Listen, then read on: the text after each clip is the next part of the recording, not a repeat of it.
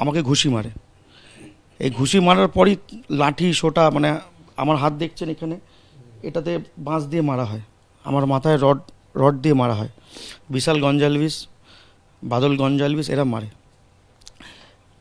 বাবু দে, রনি দে, এরা সব সঙ্গে ছিল, এরাই মারে। আমাকে মারার সময় আমার ভাই বাঁচাতে আসে, আমার ভাইকে মারে। আমার বাবা বাঁচাতে আসে, আমার বাবাকে মারে। আমার ওয়াইফ ওপর থেকে দেখে নিচে দৌড়ে যায়, তাকে মারে। সে একটা টিচার, তাকে মারা হয়। আমি 2012 থেকে 2024 অবধি এই ক্লাবের পুজোরও সেক্রেটারি ছিলাম, আর আমাদের ক্লাবেরও সেক্রেটারি ছিলাম। বর্তমানে আপনি কি তৃণমূল? মানে আমি তৃণমূল করি, আমি ওই ক্লাবের সঙ্গে এখন যুক্ত না।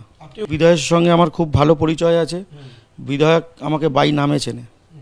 আমরা এটা পুলিশকেও জানিয়েছি, কিন্তু পুলিশ সেভাবে কোনো রকমের স্টেপ নিচ্ছে না। কেন আমার ওয়াইফ কালকে প্রায় রাত্রি 1:30 অবধি থানায় ছিল, লাস্টে মানে তপসিয়া থানায় ছিলেন। তার এফআইআর কোনো মতেই নেওয়ার করছিল না। তো যেহেতু আমার ওয়াইফ একটু কথাবার্তা করাতে, তারপর বাধ্য হয়ে ওরা এফআইআর নেয়।